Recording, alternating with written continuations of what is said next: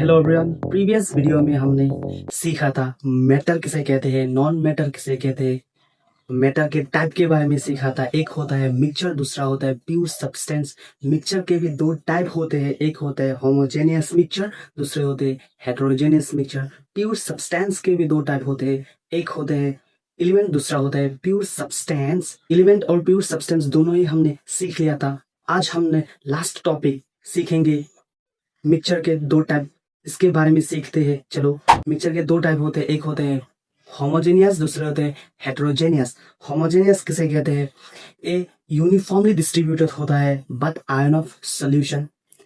Pure mixture एक जैसा दिखता है। एग्जांपल भी देख लो, salt plus water, sugar plus water, alcohol plus water etcetera. अगर तुम घर में गिलास लोगे, उसमें पानी डालोगे, बाद में उधर शुगर ऐड करके मिक्स करोगे, तो देखोगे क्या तुम देखोगे कि शुगर एक्स्ट्रा हो गया, पानी एक्स्ट्रा हो गया? नहीं ना। इसी को कहते हैं होमोजेनियस मिक्सचर। चलो अब हेटेरोजेनियस मिक्सचर पर चलते हैं। हेटेरोजेनियस मिक्सचर किसे कहते हैं? A not uniformly distributed in whole solution.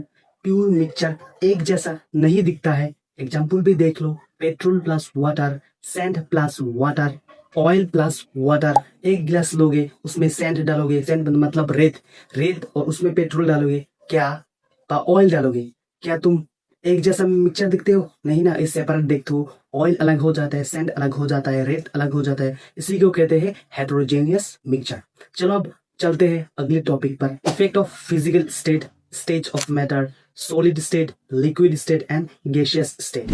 दूसरे टॉपिक पर चलते हैं, mass of substance. Mass of substance किसे कहते हैं? Mass of substance does not depend upon physical state of matter.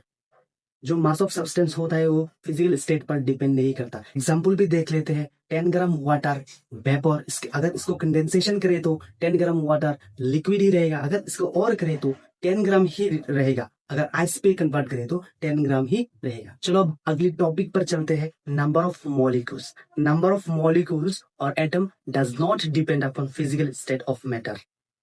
Number of molecule और एटम फिजिकल स्टेट पर depend नहीं करता। एग्जाम्पल भी देख लो, 100 मोलिक्यूल कार्बन डाइऑक्साइड, अगर इसको कन्वर्ट करें लिक्विड पर, सेम 100 मोलिक्यूल ही रहेगा। अगर इसे कन्वर्ट करें डाई आइस पर, सेम 100 ग्राम मोलिक्यूल ही रहेगा। अगले टॉपिक पर चलते हैं, volume of substance. Volume of substance depend upon physical state of matter. Volume of substance depend करता है फिजिकल स्टेट ऑफ मैटर पर। इसके बारे में सीख लेते हैं। Volume of gas is equal to volume of empty space of container. Example भी देख लेते हैं, 1 mole carbon dioxide present 2 litre vessel. Volume of gas कितना होगा? 2 litre. 1 mole carbon dioxide present 10 litre vessel. Volume of gas कितना होगा? 10 litre. चलो अब लिक्विड एंड सॉलिड भी सीख लेते हैं। Volume of liquid and solid fix होता है, does not depend upon volume of vessel. Vessel पर डिपेंड नहीं करता। भी देख लो, 1 मोल liquid water present 2 liter vessel and occupied 200 ml of volume. 1 mole liquid water present 20 liter vessel and occupied 200 ml of volume. सबसे important बात, in general इसको याद रखना कि वॉल्यूम ऑफ गैस ज्यादा होते हैं वॉल्यूम ऑफ लिक्विड से, एंड वॉल्यूम ऑफ लिक्विड ज्यादा होते हैं वॉल्यूम ऑफ सॉलिड से। इसे याद रखना है, बहुत इंपॉर्टेंट होते हैं। एक last topic, density of substance. Density क्या होता है? Mass upon volume. Mass physical state depend नहीं करता, पर वॉल्यूम फिजिकल स्टेट डिपेंड करता है। अगर एक तरफ से बोला जाए तो density of substance depend upon physical state of matter. Density inversely proportional to 1 by volume. अगर डेंसिटी घटेगा तो वॉल्यूम बढ़ेगा, अगर वॉल्यूम घटेगा तो डेंसिटी बढ़ेगा।